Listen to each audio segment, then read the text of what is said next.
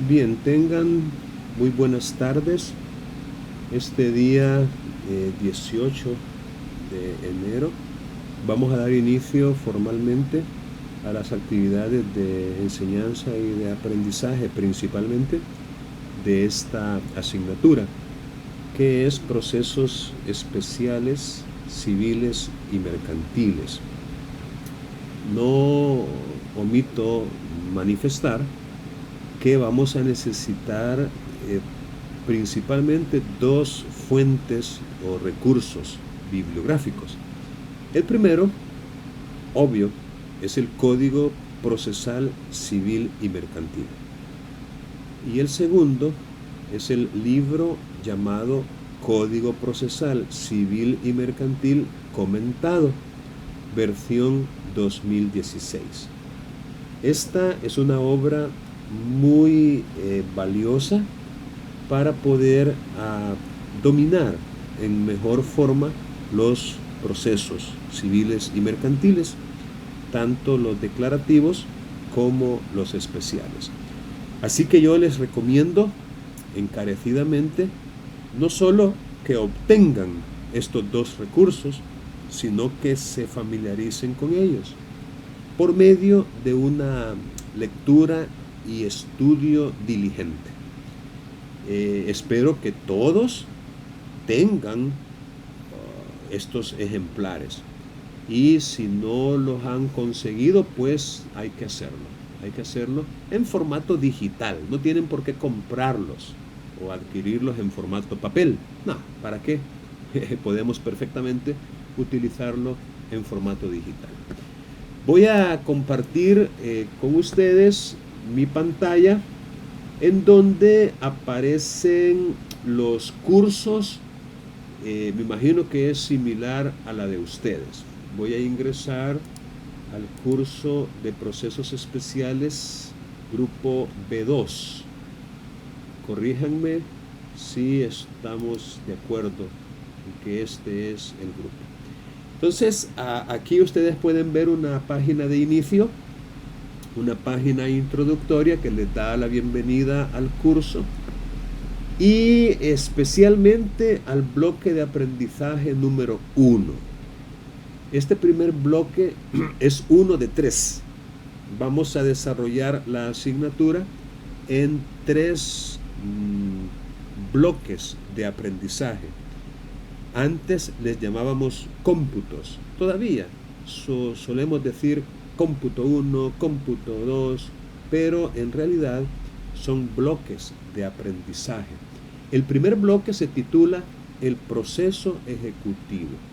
Y créanme, yo me siento muy contento y muy honrado por formar parte de este proceso de aprendizaje en el que ustedes están embarcados. Por eso digo, será un placer compartir contigo las actividades de enseñanza a medida que tú realizas las actividades de aprendizaje y que con esfuerzo desarrollas la competencia. Bien, este es, como repito, una página de introducción donde ustedes van a ir haciendo clic en las distintas semanas según las vayamos desarrollando. Entonces también hay vínculos que nos llevan a otras partes de la plataforma, como por ejemplo las generalidades de la asignatura que están aquí en este módulo, que así se llama, generalidades, que incluye el calendario de actividades académicas del ciclo, un descriptor de la asignatura, la planificación del primer bloque, y hay unos recursos aquí muy interesantes que ya he compartido antes con estudiantes, pero no sé si con ustedes, pero por si acaso, aquí los dejo. Es un recurso muy valioso para que ustedes puedan adquirir estrategias adicionales de aprendizaje a las que ya tengan. Les invito a hacer clic en estos vínculos para poder familiarizarse con estrategias adicionales. Incluso hay aquí una lista de cotejo para que usted pueda ir progresando de manera consciente, de manera inteligente. Miren, por ejemplo, cuántos instrumentos hay. Cuadro sinóptico, cuadro comparativo, matriz de clasificación, matriz de inducción, técnica heurística V, correlación, analogía, diagrama radial, de árbol, de causa-efecto, de flujo, mapas, mapa mental, conceptual, semántico, cognitivo, tipo sol, telaraña, aspectos comunes, ciclos, secuencias, cajas, calamar, algoritmo. Es decir, hay una serie de instrumentos que, ¿por qué no decirlo? A lo mejor usted todavía no ha tenido ocasión de conocer y mucho menos de utilizar, pero aquí tiene usted, repito, una herramienta muy valiosa que usted podría perfectamente utilizar en su aprendizaje y de esta manera consolidar de mejor manera sus competencias, sus saberes, su conocimiento. Así que nuevamente les invito a que repasen estos materiales y que traten de aplicarlos. ¿De acuerdo? Bueno, eso en cuanto a las generalidades de la asignatura. También esta página de inicio les permite ir a una serie de videos que preparó la unidad de educación virtual, que antes se llamaba e-learning de nuestra universidad, y que usted podría también, ¿por qué no? Son videos muy cortos, 1 minuto, minuto y medio, para poder repasar cómo utilizar de manera adecuada la plataforma de Canvas, la plataforma virtual. Algunas quizás ya no estén, como quien dice, muy aplicables, pero de todas maneras quise dejarlas allí para que ustedes también puedan en algún momento de ocio repasarlos. También hay un chat. Este chat casi no lo utilizamos, pero por lo menos... Ah, no, aquí hay uno ya, ¿eh? Ok, yo creo que ya lo... Sí, ya lo envié. Vamos a ver si lo puedo recuperar, por si no lo ha recibido. Aquí está. Ahí está el vínculo. A saber si quedó completo, pero bueno. Vean, sí, Miguel Ángel utilizó el chat. Entonces esa es la idea de que exista el chat. Y también aquí también hay un vínculo al calendario y a un foro de opinión. Y por supuesto los vínculos que les llevan a las semanas. Miren, déjenme decirles que si usted tiene alguna pregunta a medida que yo estoy hablando, aquí tenemos dos opciones. La que yo les recomiendo es activar el micrófono y decir, licenciado, permítame, tengo una consulta o tengo una pregunta. Esa es la opción que yo recomiendo. La otra es un poco menos recomendable y se trata de levantar la manito.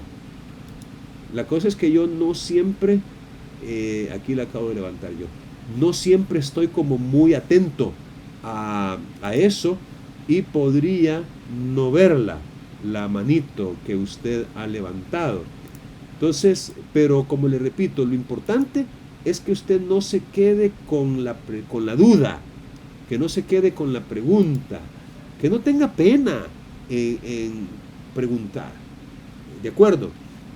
Quiero ver, bueno, vamos a ver entonces lo que se ha preparado. El decanato insiste muchísimo en que nosotros les proveamos a ustedes de esta información y de esta manera. Déjenme ver, colocarlo así como lo verían ustedes. Aquí está la guía de uso, las generalidades. Esto es lo que se conoce como los módulos. Los módulos. Y lo pueden encontrar en esta parte de el menú que aparece en el lado izquierdo. Aquí pueden encontrar ustedes los módulos y las otras enlaces que hay para la plataforma, aquí en módulos. Entonces, tenemos, por ejemplo, el tema.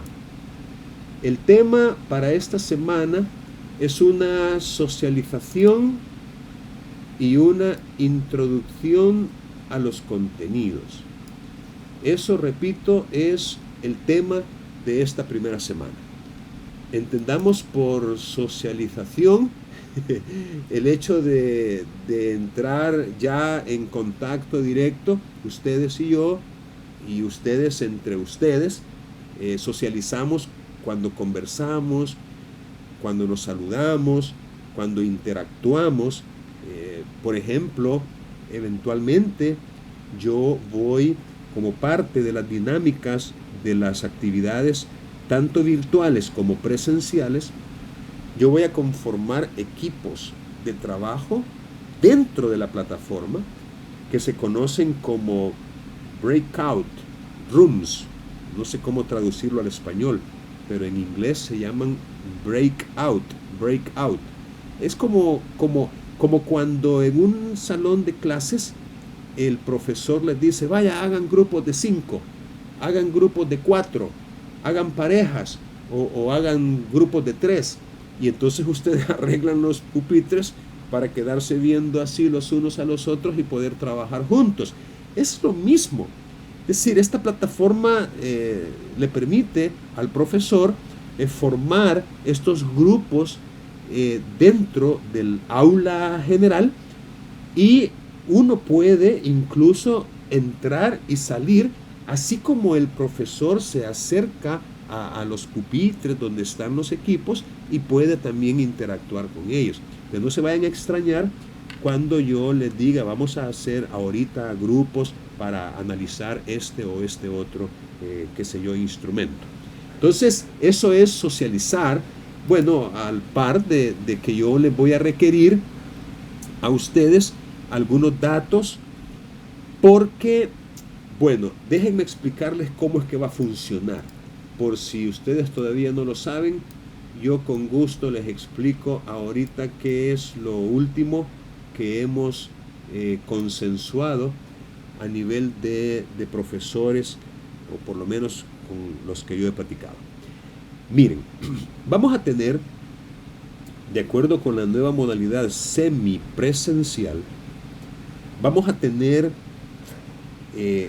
los 2 bloques que corresponden por cada semana, los 2 bloques, tal y como está en el horario, en la calendarización de las clases. Vamos a tener, en el caso de ustedes, déjenme checar en el calendario, en el caso de ustedes, vamos a tener martes a las 2:30 y jueves a las 2:30 también. Esos son los bloques de clases que tradicionalmente se han tenido. Entonces vamos a tener, repito, los 2 bloques.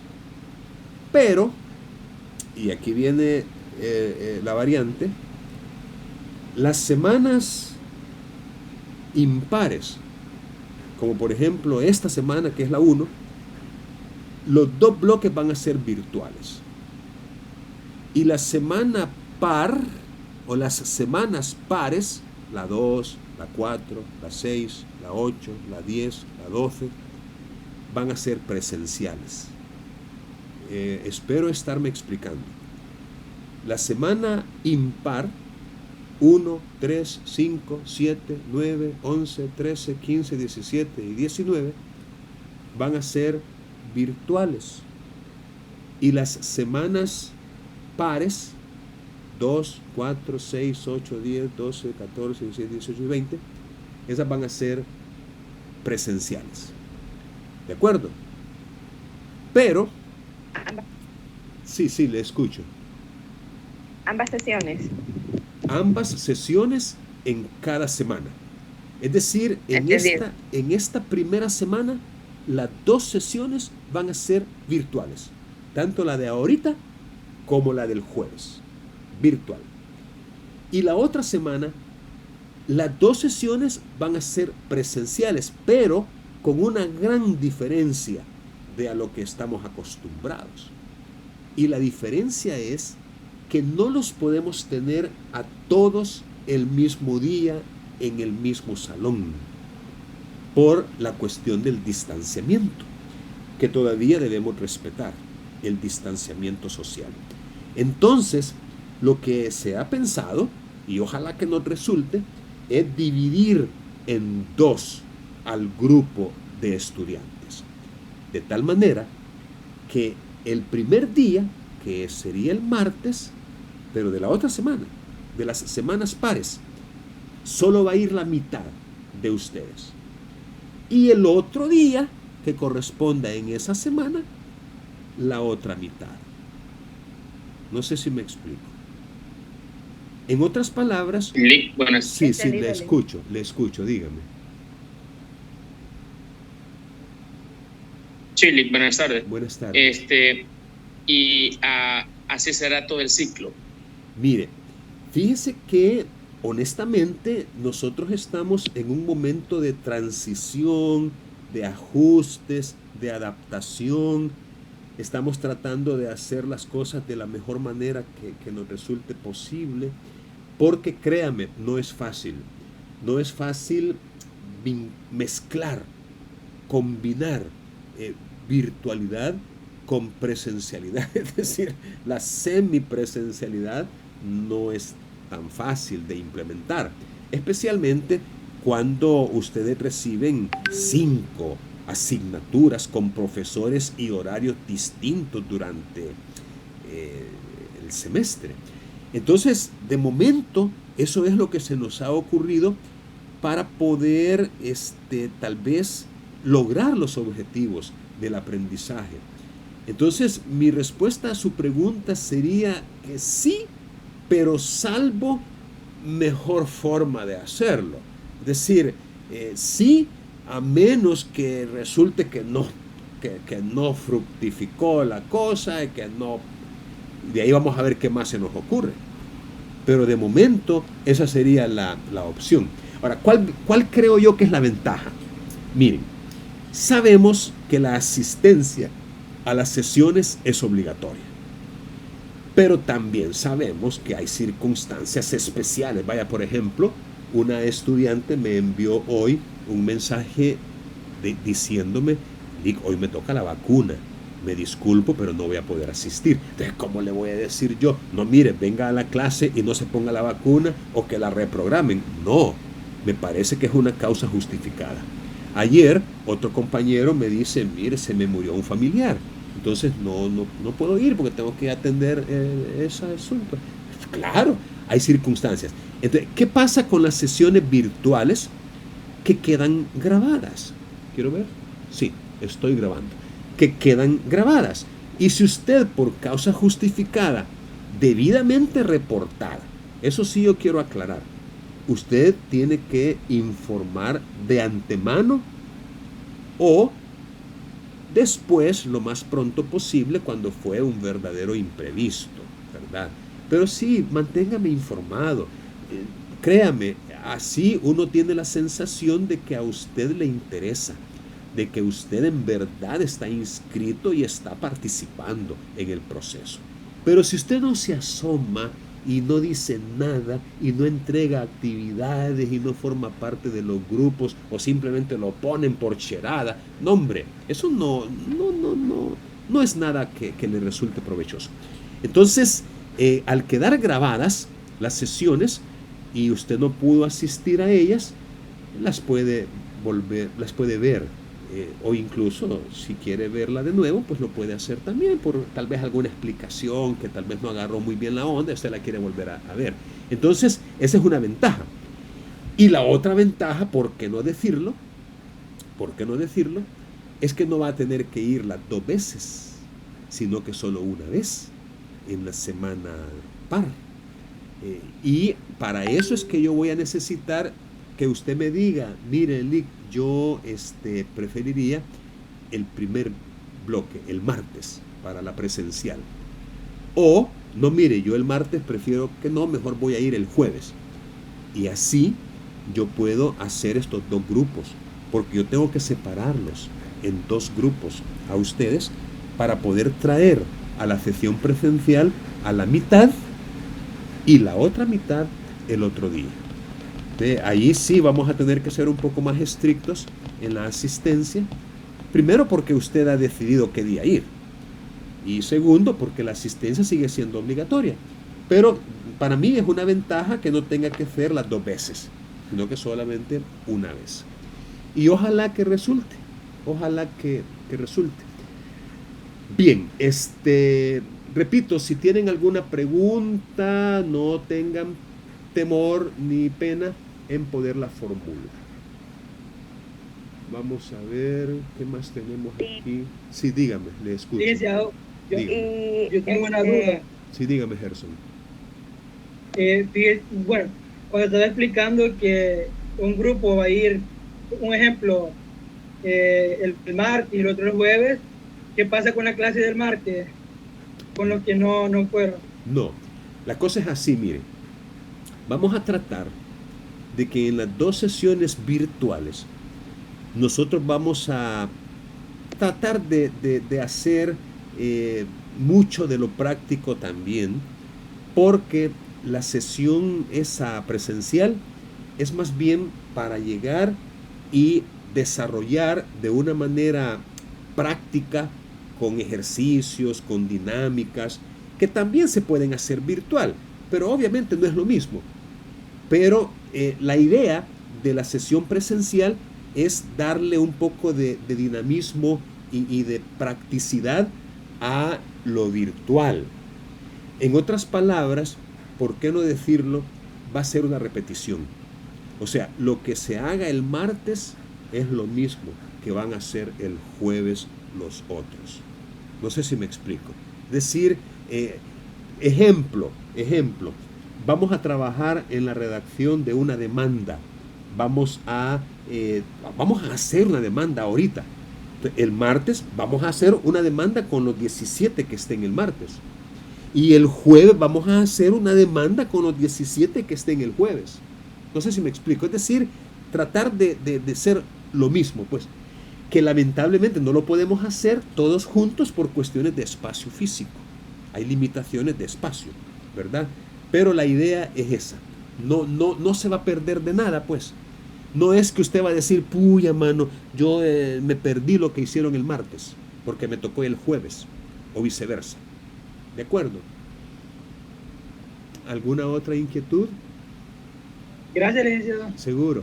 Mire, quiero que sepan que estos procesos son de ustedes. Ustedes son los que pagan, ¿verdad? Y de alguna manera ustedes tienen todo el derecho del mundo de participar en ellos. Si algo no le gusta, dígalo, manifiéstelo.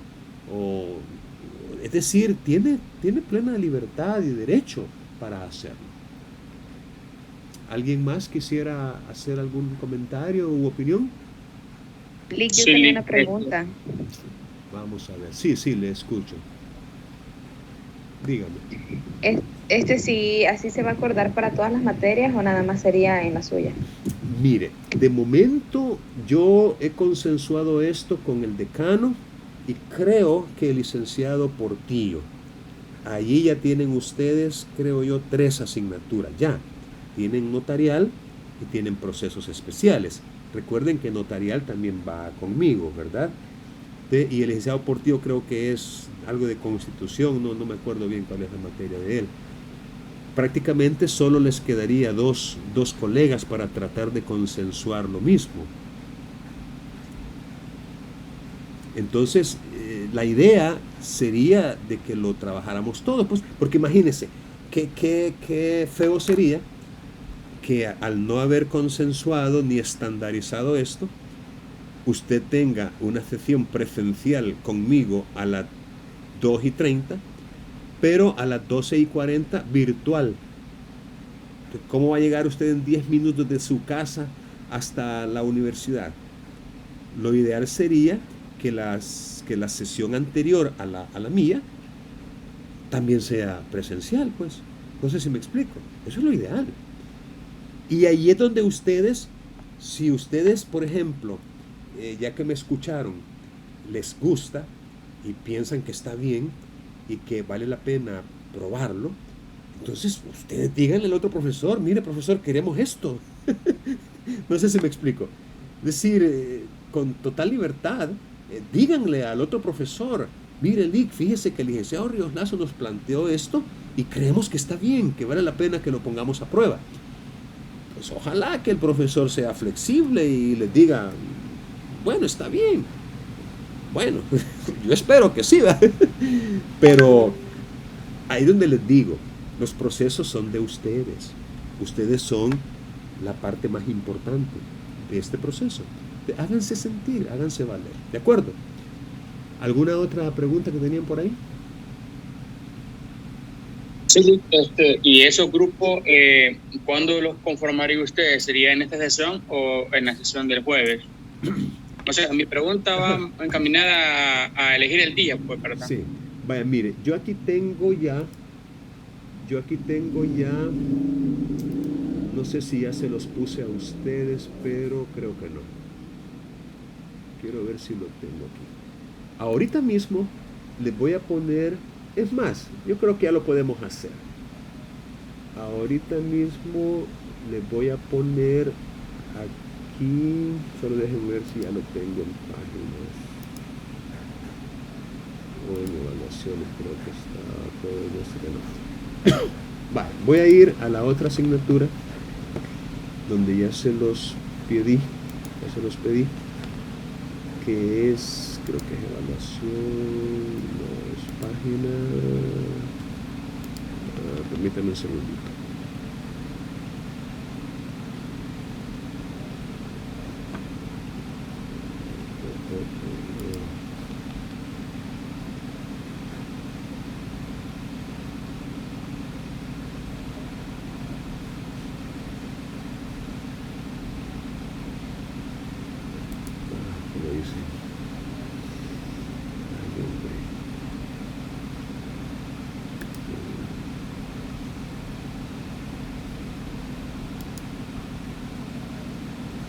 Aquí está. Datos para coordinar presencialidad. Lo voy a copiar al curso de ustedes. Creo que es este. Datos para coordinar presencialidad y esta es una evaluación, creo. Sí, es una evaluación. Vaya, entonces, ahorita mismo, aquí en la semana 1, aquí voy a poner esta evaluación, datos para coordinar presencialidad. Vaya, ahorita mismo, tómense unos 2 o 3 minutos para llenarme este datos para coordinar presencialidad. Ustedes me lo llenan, solo son 4 datos nada más que requiero: el nombre, el correo electrónico que usted prefiere, puede ser Gmail o Hotmail, el teléfono de WhatsApp, porque lo quiero hacer también el grupo de WhatsApp, ya con su teléfono y su nombre, porque miren, tener solo el teléfono, qué dolor de cabeza, ¿verdad? Pues necesito también tener el nombre ahí en el grupo y que usted me diga, aquí está, mire, una de las cuestiones que me va a decir, primero el nombre, el correo electrónico, el teléfono de WhatsApp, y aquí está. ¿Cuál es el bloque en el cual preferirías asistir a la sesión presencial? Di, primer bloque o segundo bloque. Ejemplo, solamente cópialo aquí, cópialo, pégalo. Segundo bloque. O en su caso, primer bloque. Pero por favor, llénenme también los otros datos, el teléfono, el correo electrónico que consultas a diario y tu nombre completo. Eso es todo. Entonces háganlo ahorita, por favor. Ya está allí disponible en evaluaciones o en la página inicial, en la semana. Háganlo ahorita. Voy a ir a restregarme los ojos, que una vecina está haciendo leña, es decir, está cocinando con leña y está cayendo un poco de humo. Ya vengo.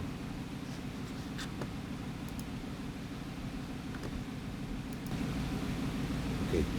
Bien, vamos a continuar. A menos que tengan alguna otra pregunta, por favor, pueden hacerla con toda confianza. ¿Alguna pregunta adicional? Bueno, entonces vamos a remitirnos a los componentes que se nos ha pedido por parte de la decanatura que incluyamos en cada semana, los componentes de la semana. Ahí tenemos un tema, bueno, la fecha que incluye esa semana, fechas, el tema, las indicaciones semanales. Este es un documento que siempre tienen que leer. Las indicaciones semanales son las instrucciones que el profesor les da de lo que van a hacer o vamos a hacer durante la semana. Los contenidos de la semana, otro que no puede, digamos, ser omitido. Los recursos, la programación de las secciones. Aquí pues todavía no se ha adecuado. Todavía tenemos una sesión virtual y una sesión presencial en la misma semana, pero como les acabo de aclarar, esto ya se modificó. Ahora van a ser 2 sesiones virtuales en las semanas impares y una para usted, sesión presencial en las semanas pares. Luego tenemos las actividades de evaluación, que en el caso de esta semana tenemos una prueba diagnóstica y también tenemos un foro donde usted va a compartir. Esto es lo que se conoce como un foro de opinión, pero también permite en él que usted pueda compartir algunos documentos en los que usted ha trabajado. Entonces ya vamos a volver a eso. De momento quiero que leamos las indicaciones. Bueno, el tema de la semana, ya les dije, es la socialización y la introducción a los contenidos. Dice, en esta semana iniciaremos el estudio de los procesos especiales, civiles y mercantiles. Y comenzaremos con una prueba diagnóstica en la que juntos vamos a analizar algunas interrogantes. Eso es el tema de la semana. Y así cada semana va a llevar su propio tema y su propio desarrollo con estos mismos componentes. Los componentes van a ser los mismos en cuanto a su estructura, pero por supuesto el contenido de cada uno va a cambiar. En las indicaciones de la semana, aquí está, como les digo, lo que ustedes van a hacer. Esta semana iniciaremos el estudio de los procesos especiales, civiles y mercantiles. Comenzaremos con una prueba diagnóstica verbal durante una de las sesiones en la que analizaremos juntos las siguientes interrogantes. Aquí hay 10 interrogantes que se nos pide que podamos trabajar. Miren, esto, bueno, dice, también estudiaremos los antecedentes históricos del proceso especial ejecutivo, por lo que tienes que leer el material que ha sido colocado sobre ese tema. El material se llama El juicio ejecutivo en la legislación salvadoreña, a cargo del doctor Humberto Tomasino. Concéntrate, dice la indicación, en los antecedentes históricos por el momento. y después puedes leer lo demás. De momento solamente los antecedentes históricos. Al analizar el documento relacionado, debes hacer un breve resumen, el que deberás compartir en el foro habilitado al efecto. O sea, ese foro se ha creado precisamente para que ustedes puedan compartir ese resumen, que no tiene que ser muy profuso, muy detallado. No, son las ideas centrales, las ideas principales que ustedes han extraído de la lectura que hay. También tendrás oportunidad en la videoconferencia de hacer aportes a los comentarios que entre todos haremos sobre este tema. Y cualquier duda o consulta, pues hay también un foro de consultas semanales. Hay un foro de consultas. Entonces, aquí hay tres vínculos. Uno que es leer el material, es decir, ese documento titulado El Juicio Civil Ejecutivo en la Legislación Salvadoreña. Hay otro de ir a la prueba diagnóstica. Y hay otro para ir al foro. Usted únicamente tiene que hacer clic en cualquiera de ellos según lo que usted quiera hacer. Por ejemplo, al hacer clic aquí, se va a desplegar el documento llamado El Juicio Ejecutivo en la Legislación Salvadoreña, que es una tesis premiada con mención honorífica hecha por el doctor Humberto Tomasino. Esta tesis es muy famosa, es de estudio obligatorio para todos los abogados. Y lo que ustedes van a hacer por el momento es concentrarse en los antecedentes históricos, leerlo e ir haciendo apuntes a medida que van leyendo.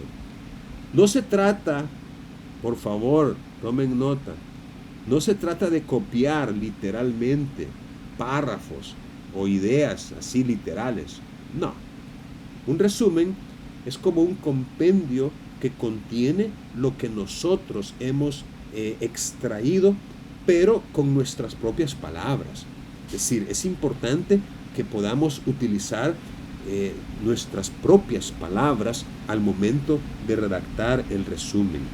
No es la idea de un resumen escribir porciones o fragmentos del texto. No, eso no es lo que se espera.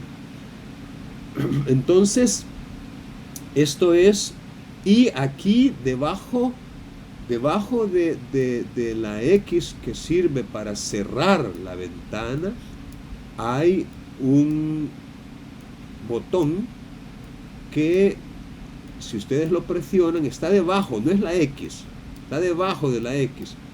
Si ustedes lo presionan, van a poder desplegar el mismo documento, pero con la opción aquí de descargarlo. Aquí lo pueden descargar haciendo clic en este icono que aparece en la parte superior derecha. Aquí lo pueden perfectamente descargar y ya lo pueden ustedes tener en su computadora o en su teléfono. Bien, entonces vamos a continuar con la semana. Vamos a continuar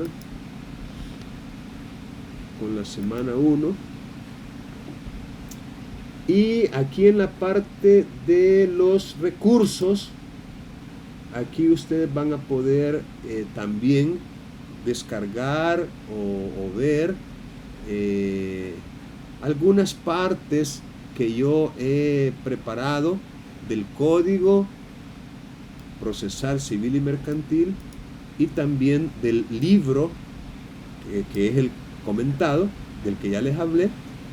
Y también aquí también pueden ir al mismo documento que acabamos de ver. O sea, es como otra manera de llegar al mismo lugar.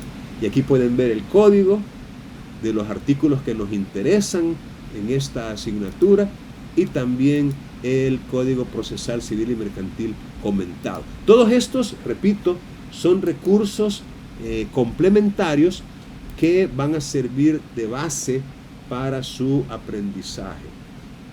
¿Y qué más? Bueno, el foro de consultas. Y aquí abajo, cuando esté listo el vínculo de YouTube conteniendo la grabación, ahí también será colocado para que aquellos que la deseen ver de nuevo o que no la hayan podido ver puedan tener acceso a la grabación. Bueno, ¿alguna pregunta? Recuerden, si usted tiene cualquier pregunta, cualquier duda, comentario, lo puede perfectamente hacer. Y con respecto a las grabaciones, usted las subiría siempre a su, ¿cómo se llama? A su canal de YouTube. Así es correcto. Yo las voy a subir siempre y voy a compartir en WhatsApp y también en esta parte que les estoy indicando el vínculo para que ustedes también la puedan ver si lo desean, o si no pudieron estar en la videoconferencia, pues ahí lo pueden ver. Bien, vamos entonces a remitirnos a los contenidos de la semana. Estos contenidos yo trato de hacerlo,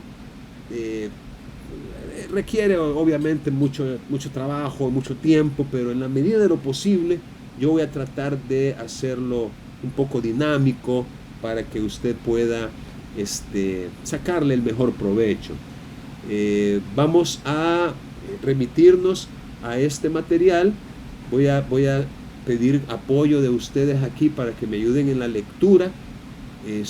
No sé si me aclaran si lo pueden ver bien o si hay que mejorarlo, porque también necesito yo que ustedes me apoyen un poquito en la lectura de algunas partes.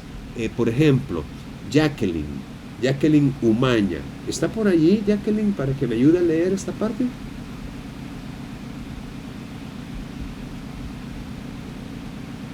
Hola, buenas tardes. Buenas tardes, Jacqueline. Sí, ya le ayudo.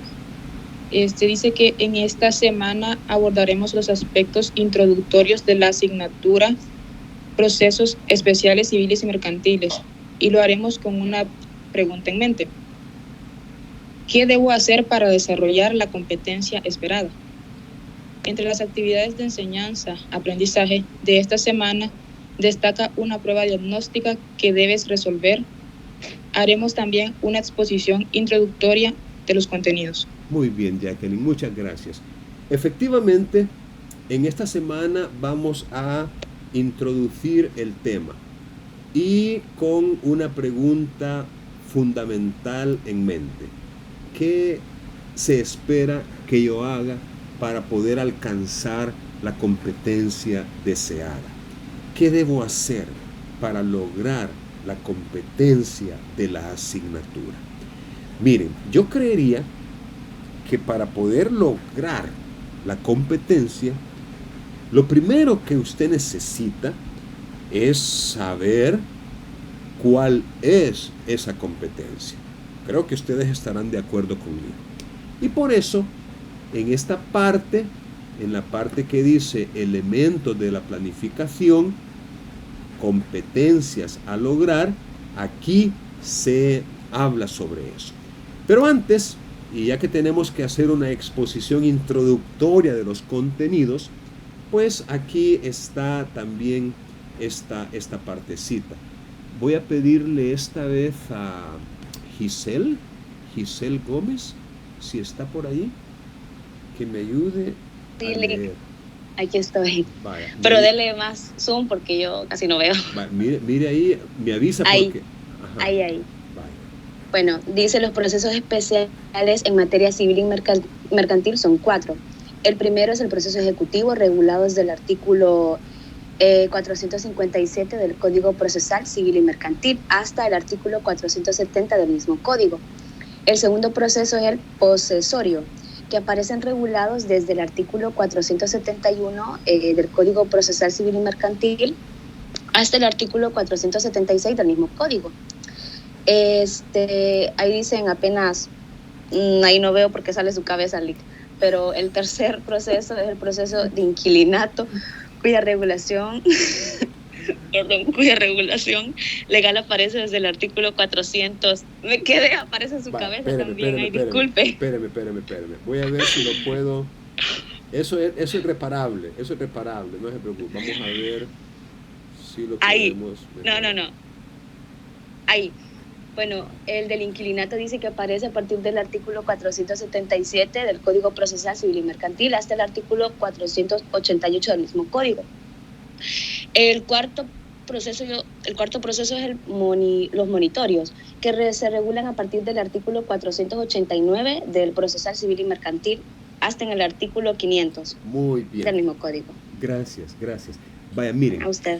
Según esto, en realidad, en cuanto a cantidad de artículos con los cuales tenemos que familiarizarnos, son pocos, por lo menos a nivel procesal.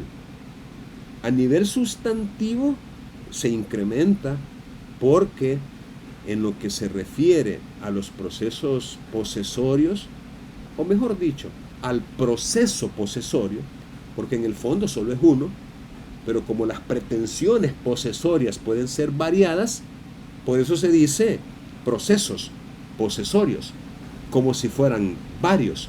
Pero en realidad, en su estructura, en realidad solo es uno, el proceso posesorio. Sería más propio decir el proceso posesorio, así en singular.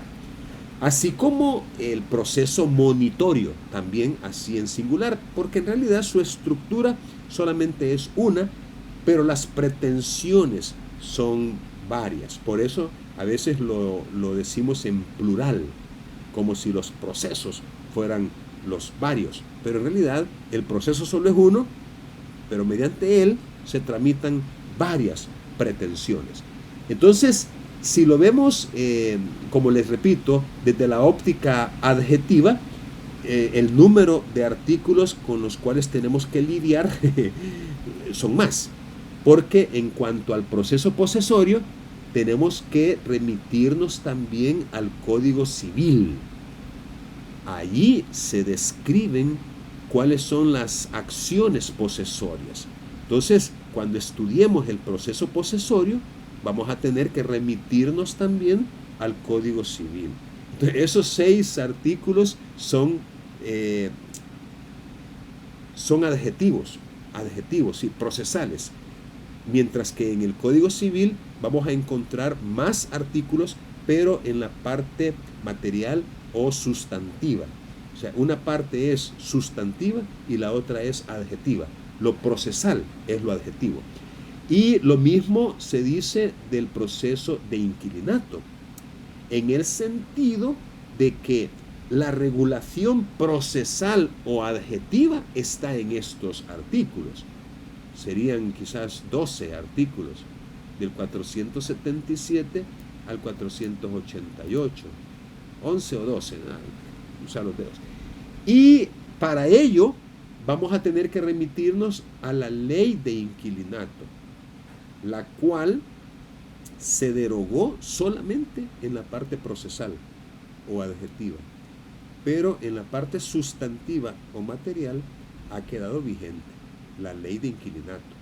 Entonces, cuando estudiemos el proceso de inquilinato, igual vamos a tener que remitirnos a la ley de inquilinato, que es la que le da, ¿por qué no decirlo?, la materia prima al proceso. O sea, la ley de inquilinato es la que nos va a servir para poder resolver las cuestiones de inquilinato que puedan surgir. Y luego, pues, el proceso monitorio, que ese sí es muy novedoso y lo vamos a estudiar desde su origen. Bueno, aquí es lo que les decía, miren, cuando ustedes entren ya en su teléfono o en su computadora o en su tableta, aquí ya van a tener como oportunidad de hacer algunas dinámicas. Por ejemplo, haz coincidir los artículos a la derecha, que serían estos, con los contenidos a la izquierda.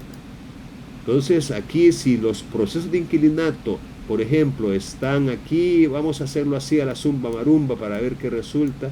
Es como una especie de pareo. Y después usted le da enviar y ya le va a decir si estuvo bien o si estuvo mal. Y así sucesivamente. Los procesos monitorios, ¿dónde los va a encontrar? Los de inquilinato, los ejecutivos, los posesorios. Es decir, hay como algunas pequeñas actividades para ver si en realidad usted se familiariza con la ubicación en el código de estos procesos. Solo son 4 y no hay, como quien dice, mucha dificultad en poder aprender esto. Luego tenemos los elementos de la planificación. Aquí sí voy a volver a solicitar su apoyo para poder leer. Hay alguien que solo dice Castro. Castro. Ahí sí me quedó debiendo el nombre. Pero ayúdeme por favor. Buenas tardes, licenciado. Buenas tardes. Elementos de planificación. 3 bloques de aprendizaje.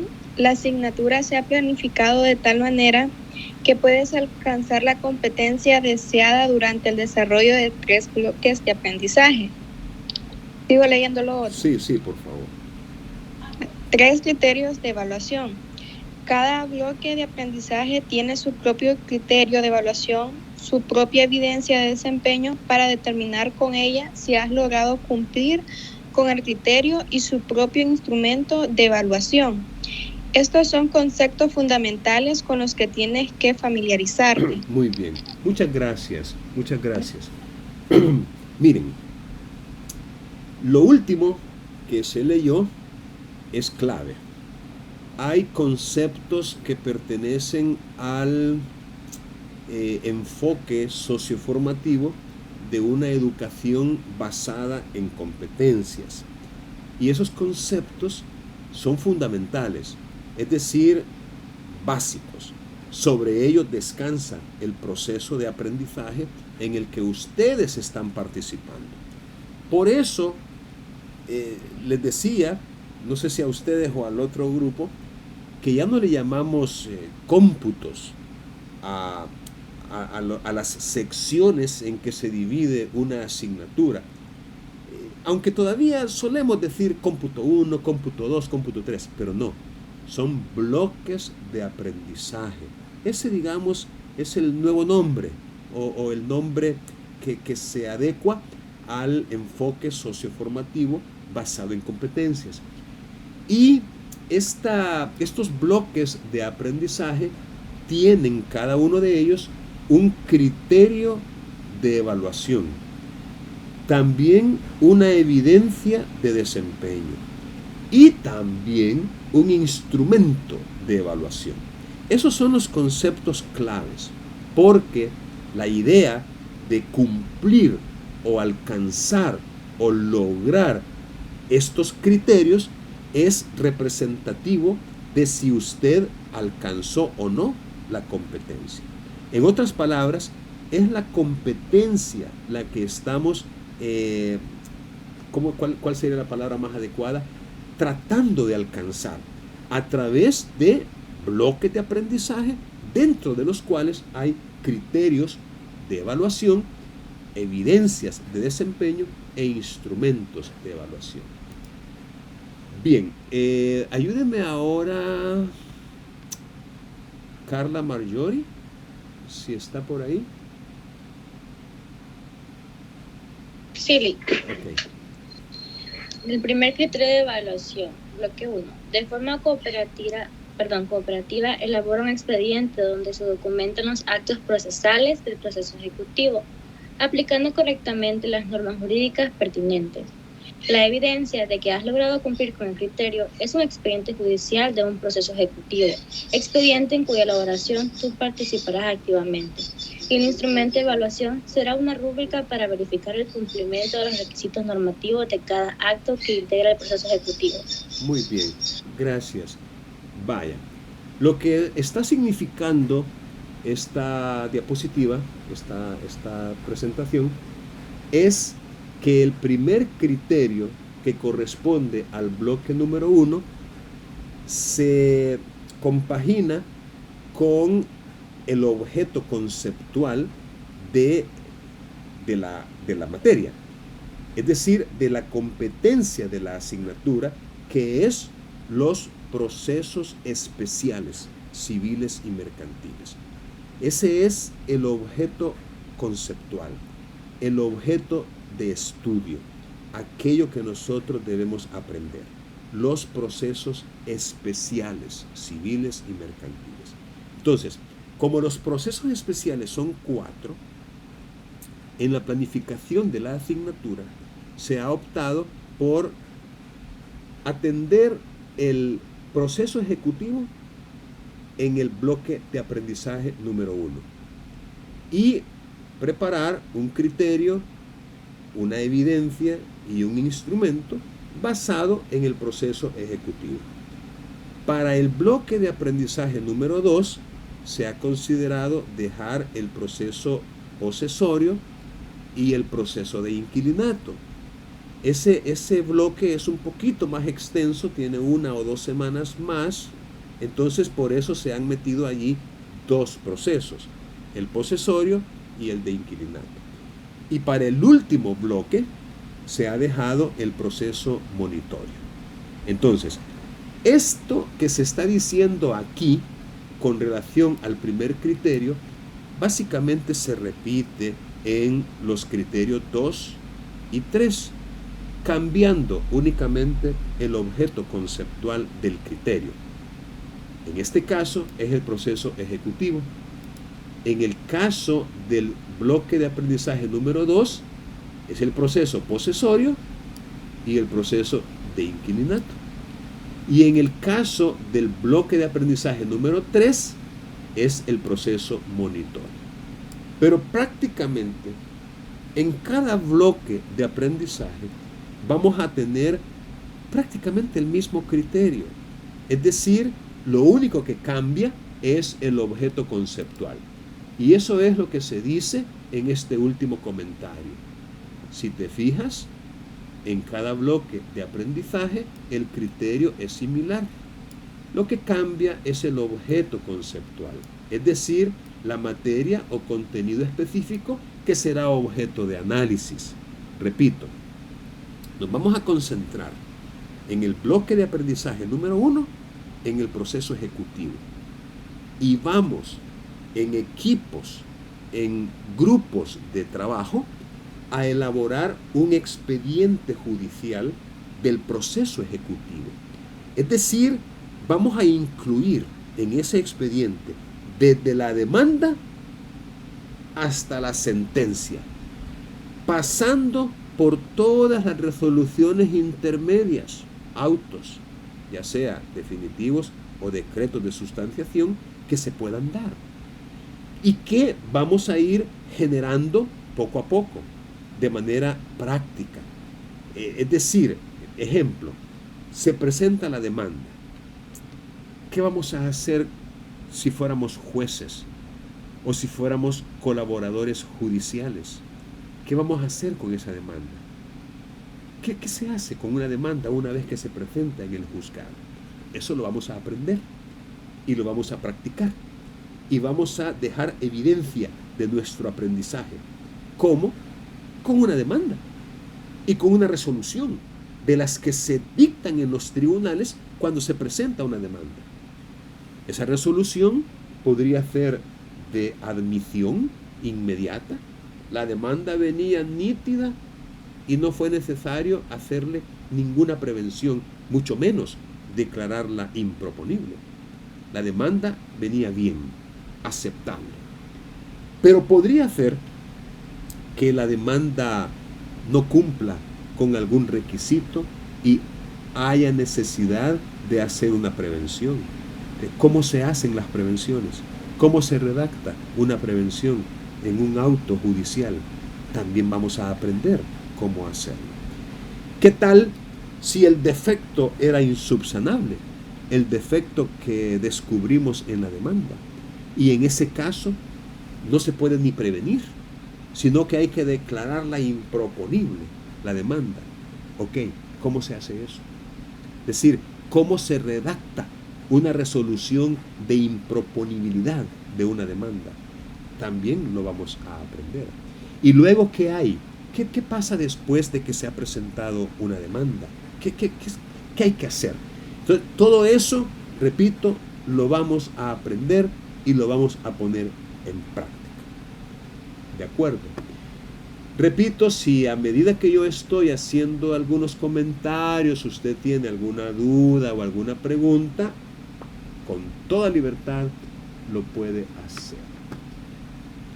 Y finalmente, las competencias a lograr. Aquí tenemos lo que es la competencia del área de formación, que tiene que ver con el área denominada derecho privado, en el cual la competencia es aplicar las fuentes del derecho privado para proporcionar seguridad jurídica a las personas en el contexto del irrestricto respeto a los valores, principios y garantías sobre las que se erige el Estado constitucional de derecho. Si se fijan, si han puesto atención, esta es una competencia muy digna de alcanzar. Es decir, que nosotros no solo conozcamos las distintas fuentes del derecho privado, sino que las apliquemos, pero que las apliquemos no solo por aplicarlas, sino que lo hagamos con una finalidad en mente. Y esa finalidad es proporcionar a las personas seguridad jurídica. Miren, este es un valor que nosotros debemos luchar por alcanzar. No podemos vivir en un estado de derecho caracterizado por la incertidumbre, por la arbitrariedad, ni siquiera por la discrecionalidad. Es decir, no podemos tolerar un estado de derecho en el cual cada quien haga lo que se le antoje hacer. Y estoy hablando de los funcionarios encargados de la administración de justicia. No es posible, y qué triste es que en conversaciones cotidianas tengamos que decir, mira, ¿y ahí quién es el juez? Fulano, híjole, y mira, y no sabes qué criterio maneja él. Porque aquí, o sea, ¿cómo es posible que nosotros podamos distinguir entre la manera en que resuelve un juzgado de la manera en que resuelve el juzgado que está a la par? O sea, ¿qué evidencia es eso de seguridad jurídica? Es todo lo contrario, es una inseguridad jurídica la que habría allí. No, es que mira, ojalá que la demanda me caiga en el juzgado tal, porque allí ese juez sí, mira, ese juez es calidad, ese sí que aplica la ley. Y ojalá que no me vaya a caer por nada del mundo en el juzgado tal, porque no, hombre, ahí vieras. Eso no lo podemos tolerar. O sea, eso no es un irrestricto respeto a los valores, principios y garantías de un Estado constitucional de derecho. Pero lamentablemente, otra vez, es un ideal y como tal todavía está así como las estrellas, ¿verdad? Tan lejos en la inmensidad. Pero esa es la idea, que podamos desde nuestra trinchera colaborar para que logremos ese ideal. Esa es la competencia del área de formación, que podamos efectivamente proporcionar esa seguridad jurídica a las personas. La competencia de la asignatura de alguna manera se deriva de la competencia del área, pero ya de una manera más concreta, de una manera más específica.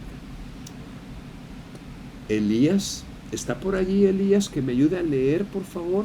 Elías Meneses. Sí, licenciado. Solo que como tengo La presentación en la computadora, déjeme. Ah, vaya. Es que lo que pasa es que no se puede ver completamente, pero si la sube un poquito, claro. Déjeme intentar. Es que como hago esta cosa del Zoom... Aquí. Ya se la puedo leer.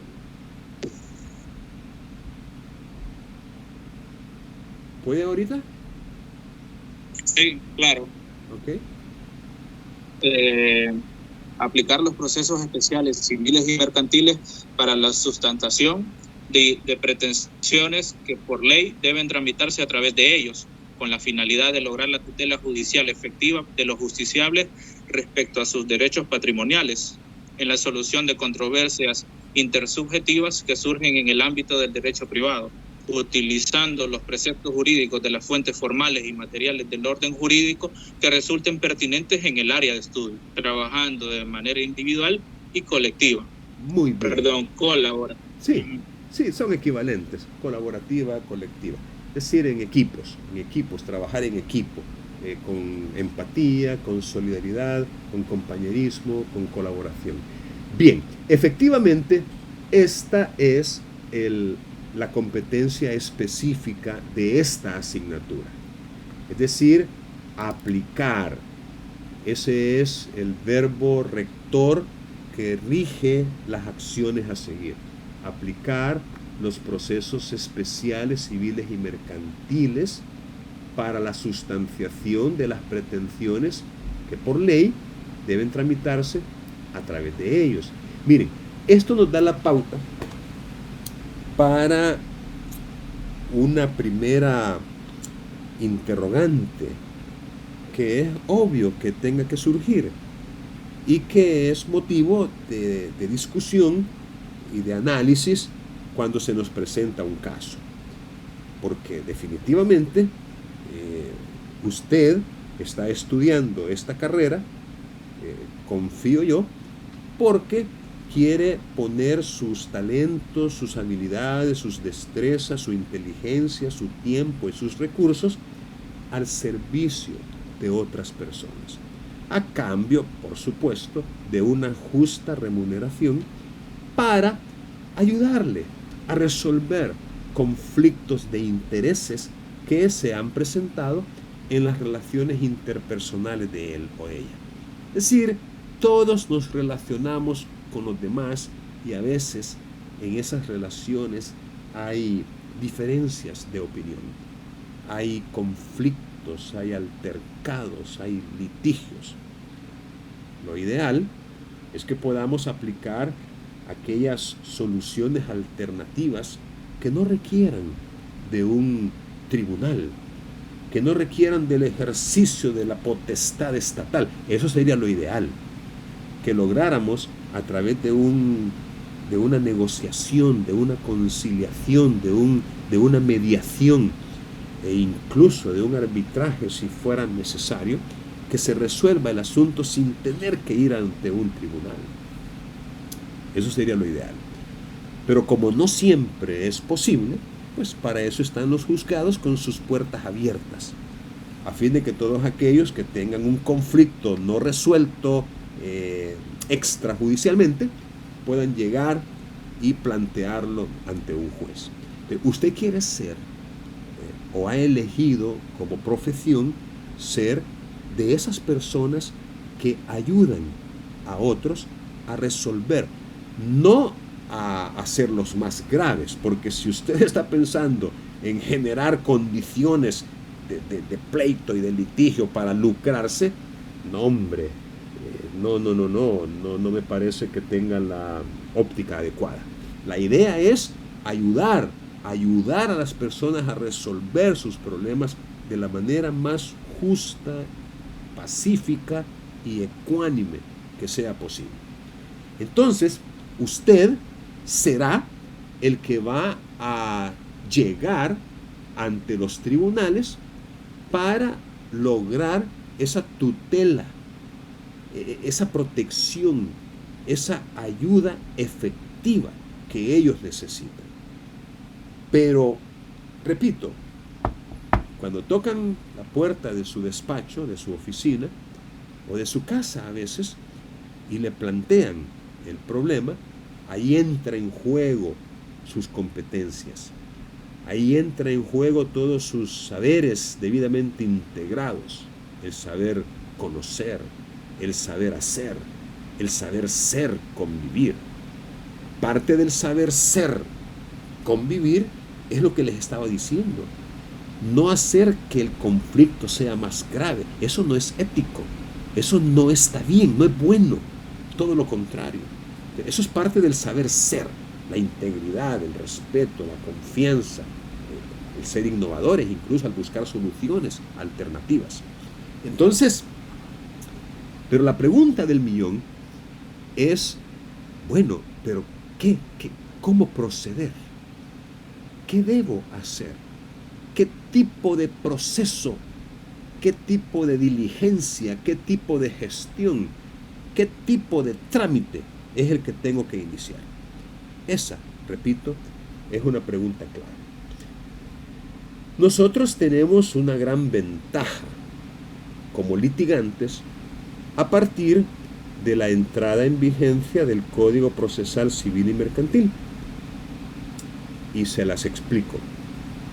Con el Código de Procedimientos Civiles, el código anterior, que ha quedado vigente solo para casos antiguos que se habían iniciado antes, con ese código, si usted se equivocaba en la clase de proceso a seguir,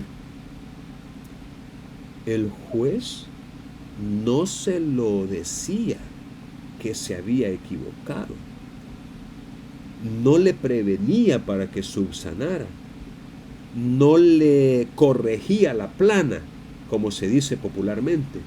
Es decir, el juez se quedaba de brazos cruzados, a pesar de saber que usted se había equivocado al invocar una vía procesal y que no era la idónea, no era la adecuada, no era la que debía seguirse. ¿Y qué pasaba? Que hasta en la sentencia el juez se pronunciaba al respecto. Y cuando usted se había equivocado en la vía procesal, por ejemplo, usted había demandado en proceso ejecutivo civil, pero la vía idónea era un proceso sumario mercantil. Fíjese bien lo que le estoy diciendo. Usted se había equivocado en la clase de proceso a seguir. El juez no le decía nada. Y hasta en la sentencia le declaraba inepta la demanda. Declárase inepta por haber seguido la vía procesal que no era la adecuada, que no era la idónea. Se imagina. Galán que esa sentencia la hubiera dictado a los 6 meses después de presentada la demanda, o al año, digamos. Presenta la demanda y 1 año después se la declaran inepta. Galán hubiera sido si ese fuera el caso. Pero estamos hablando de sentencias que a veces se dictaban 3, 4, 5, 8, 10 años después de presentar la demanda. ¿Se imaginan ustedes la necesidad que se tenía en aquellos días de conocer la debida manera de proceder? Porque desde la demanda usted se podía equivocar, y si se equivocaba, estamos hablando de años perdidos. Ahora no. Con el nuevo código se introdujo un artículo, el artículo 14, que contiene un principio procesal muy innovador, muy novedoso y a mi juicio muy justo, útil, práctico, benévolo. Es el principio de dirección y ordenación del proceso. Según ese principio, los jueces están facultados para darle a la pretensión planteada en la demanda la vía procesal que corresponda. aunque el abogado litigante se hubiera equivocado al invocarla. Miren qué bonito. Quiere decir que hoy en día, si usted presenta una demanda en proceso declarativo abreviado, pero según la ley y según el criterio acertado del juez, tenía que haber promovido un proceso declarativo común, y no abreviado, sino que común, a pesar del error suyo, el juez puede legalmente, como quien dice, adecuar el trámite y en la resolución que pronuncia decir que le va a dar los cauces de un proceso común y no de un proceso abreviado, tal como se pidió en la demanda. En esa parte no hay violación al principio de congruencia. Recuerden, el principio de congruencia es aquel en cuya virtud un juez no puede dar más, menos, ni cosa distinta de lo que se le está pidiendo. Pero como en ese caso se trata de un aspecto de derecho público, como lo es el debido proceso, el cual no tiene nada que ver con la pretensión objetiva o material que se está reclamando, sino con el cauce procesal, allí no hay ningún problema y los jueces lo pueden hacer sin quebrantar el principio de congruencia, en base al principio de dirección y ordenación del proceso. Hoy, digámoslo así, galán para ustedes como abogados que van a litigar con base en este nuevo código, porque si se llegaran a equivocar, ahí sí el juez les puede corregir, pero solo en esa parte.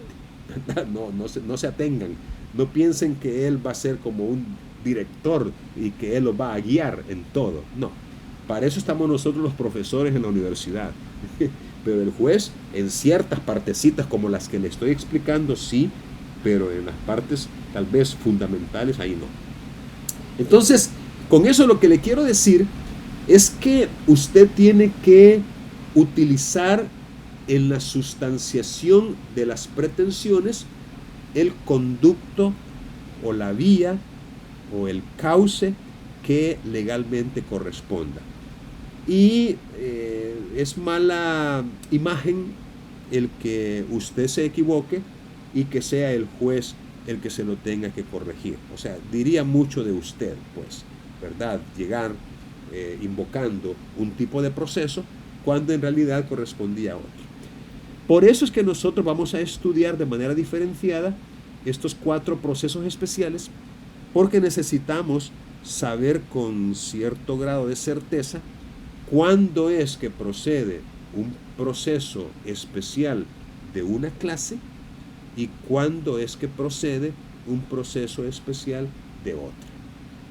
Si nosotros llegáramos a equivocarnos de manera grave, muchas veces, en vez de darle el cauce que corresponde, algunos jueces tienden a declarar la improponibilidad de la demanda, pero por lo menos lo hacen en su primera resolución, es decir, in limine, lo cual no le hace perder a usted esos años que antes, hoy meses, transcurren, ese tiempo pues que transcurre entre la demanda y la resolución. Recuerden, antes era hasta en la sentencia definitiva, ahora no, ahora los jueces lo hacen in limine, de entrada, desde el principio, lo cual les ahorra a usted tiempo en tanto tengan la razón. Entonces, repito, pónganle mucha atención a los distintos tipos de procesos especiales. Ya ustedes más o menos saben distinguir entre las pretensiones que se tramitan en base a un proceso común declarativo y en base a un proceso declarativo abreviado. Ya eso ya lo vieron en el ciclo pasado. Pero hoy nos vamos a concentrar en los procesos especiales. Repito, con esa idea en mente de saber diferenciar cuándo es que procede uno y cuándo procede el otro. Ahora bien, ¿qué es la evidencia del aprendizaje? la evidencia de que ustedes han aprendido y logrado la competencia es a partir de esos expedientes. Nosotros vamos colaborativamente a trabajar 4 expedientes durante esta asignatura. Ya les dije, desde la demanda hasta la sentencia, pasando por las distintas resoluciones que se puedan pronunciar y actas, en su caso, por ejemplo, actas de audiencias, notificaciones, citaciones, emplazamientos, es decir, oficios, es decir, el quehacer judicial, porque a eso es a lo que ustedes se van a enfrentar cuando salgan a litigar. Y entonces la idea es que en este momento de su formación usted se familiarice con esas actuaciones para que una vez graduado y autorizado como abogado no tenga que estar aprendiendo desde cero, sino que ya lleve esos lineamientos. Entonces, las evidencias, repito, de su aprendizaje van a ser estos expedientes. Estamos hablando de expedientes que van a ser trabajados colaborativamente, es decir, en equipos de trabajo. Todavía no defino si van a ser equipos de 3 personas, de 4, de 5, eso está por definirse. Pero sí van a ser equipos, pero eso sí, cada persona debe tener un ejemplar del expediente, porque eso es lo justo. No es justo que habiendo trabajado 3 o 4, uno al final se quede con el expediente. ¿Y a cuenta de qué? Si lo han trabajado entre todos. Entonces lo lógico, aunque sea mediante fotocopias, es que cada quien tenga un ejemplar y nos vamos a asegurar de eso. Usted tendría que presentar físicamente su expediente, ser objeto de revisión, de evaluación, y en base a ello incluso se le puede pedir ¿y esto qué significa? ¿Y esto por qué lo puso aquí? ¿Y esto a qué se debe? ¿Y aquí qué me cuenta? Es decir, es la evidencia de su aprendizaje para poder al final determinar si aprueba o no la asignatura. Bien, en cuanto a la competencia específica, la doctrina que informa este método de aprendizaje, esta metodología o este enfoque, dice de que la competencia está compuesta por un verbo, un objeto conceptual, una finalidad, una condición o marco, le pongo yo de referencia, y una forma de apropiación. Y todo esto lo podemos ver en la redacción de la competencia. Y cada asignatura tiene una competencia redactada de igual forma, con la misma estructura. Usted puede verlo en las otras asignaturas que está llevando o que va a llevar todavía y se va a dar cuenta de que tienen esta misma estructura. Un verbo, que en este caso es aplicar, un objeto conceptual, que en nuestro caso es los procesos especiales, civiles y mercantiles, una finalidad, que ya la dijimos, lograr esa tutela judicial efectiva de los justiciables, una condición de referencia, que en nuestro caso es utilizando los preceptos jurídicos de las fuentes formales y materiales que resulten pertinentes. La pertinencia es clave.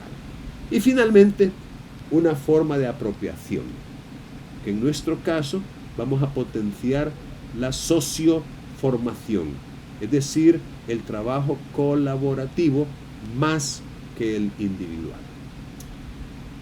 Aquí hay algunas normas que yo quisiera compartir con ustedes y que me gustaría que le pusieran un nivel de atención suficiente. Nuevamente vamos a pedirle a Mariela, aquí tengo a Mariela, que me ayude con la lectura de estas normas de trabajo en el aula. Buenas Mariela. tardes. Buenas tardes. Como en toda sociedad, la convivencia debe estar basada en normas que, además de ser consensuadas y conocidas por todos, deben respetarse y cumplirse. Este curso no es la excepción. por lo cual se hace indispensable establecer algunas normas mínimas de convivencia. Número 1. Primero, tienes que participar. No puedes permanecer inactivo, como si no tuvieras nada que decir o aportar. Número 2. Ninguna participación debe ser motivo de burla, risa ni comentarios hirientes. Cada opinión expresada debe ser objeto de respeto. Tercero, la asistencia a las sesiones es obligatoria. Si por una causa justificada no puedes asistir y conoces dicha causa de antemano, debes informar de ello al profesor. Y si fue algo imprevisto, entonces debes reportar lo más pronto posible la razón de tu falta. Cuarto, cuando se te indica que una actividad evaluada es individual, no debes ni dar ni pedir copia. Hacerlo representa un plagio que no puede ni debe ser tolerado.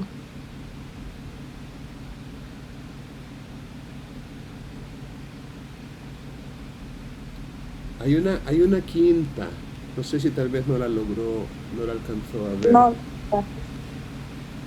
Pero hay una quinta por ahí, quiero ver si la puede ver. Quinto, la fecha para entregar las actividades de evaluación en evidencia trabajos debe respetarse. Habrá penalidad por tareas más allá del plazo dado para él, menos puntaje. Ok, bien.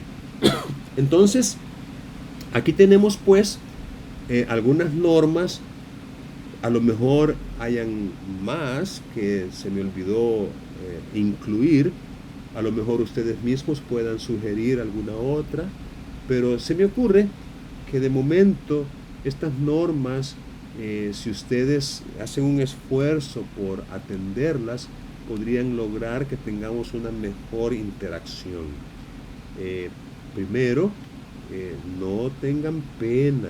Miren, ya hay unas reformas incorporadas en el Código Procesal Civil y Mercantil que hablan sobre audiencias virtuales. Es decir, ¿por qué no? ¿Por qué no? Si la tecnología nos permite desarrollar audiencias judiciales de manera virtual, ¿por qué no? Es decir, que imagínense qué ventaja representaría para el gremio no tener que desplazarse. Miren, se van a dar cuenta porque a lo mejor choque con alguna actividad. Yo tengo audiencias programadas en Santa Tecla, en el Juzgado de lo Civil, y no me lo van a creer. Se ha programado como 4 o 5 veces y no se ha hecho todavía.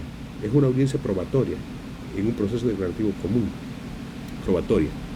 4 o 5 veces, y son tan desconsiderados. Creo que esa es una buena palabra para los empleados de ese juzgado, y se los puedo decir en su cara. Son tan desconsiderados que a veces con un día de anticipación han sabido que la audiencia no se va a realizar y no han tenido la decencia de notificar oportunamente.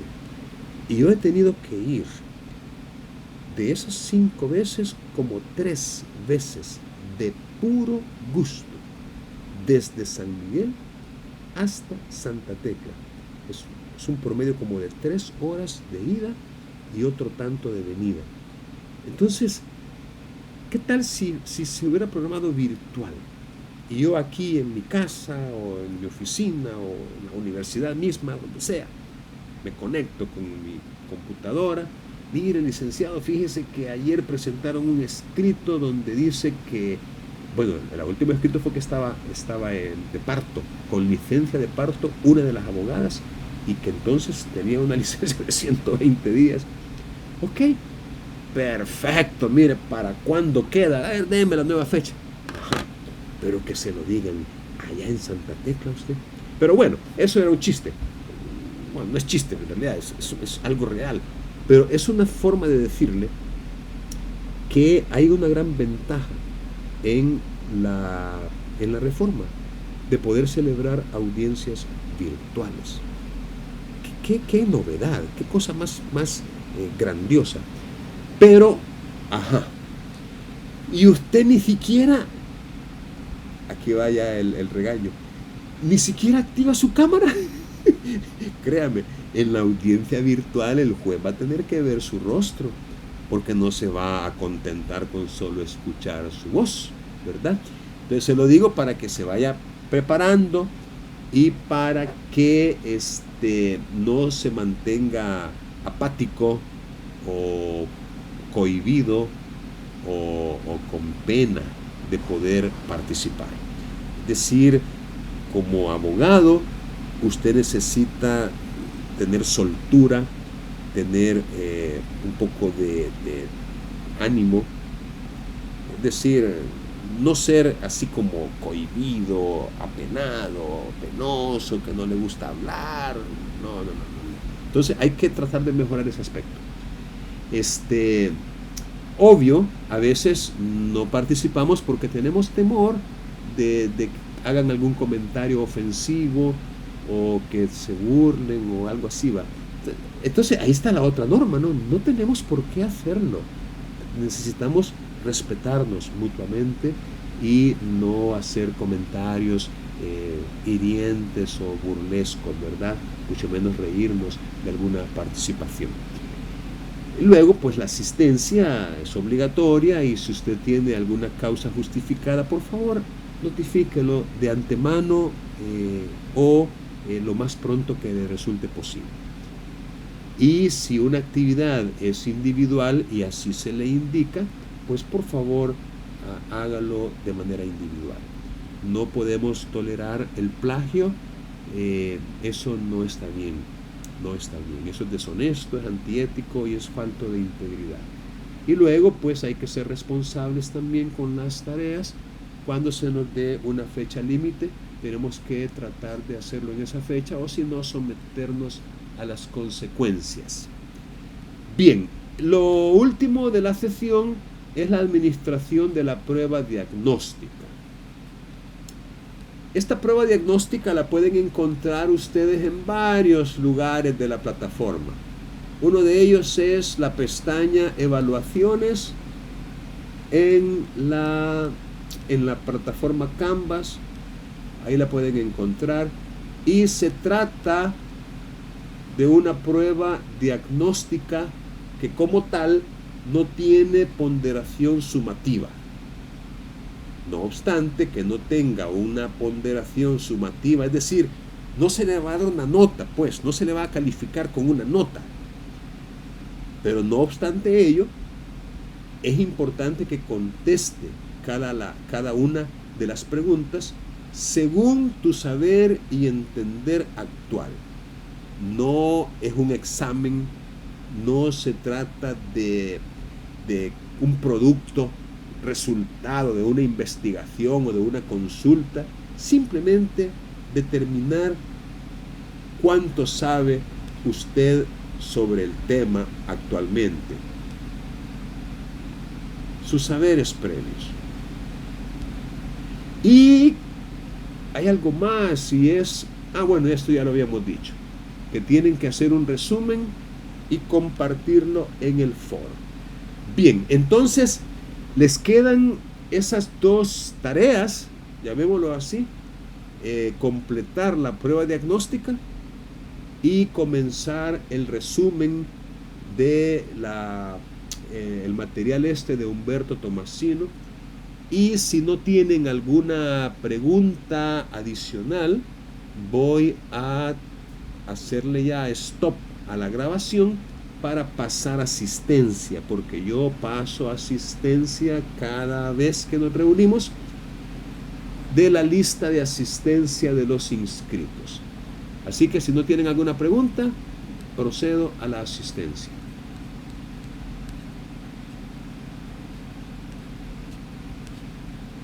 Bueno, entonces ahorita voy a parar la grabación.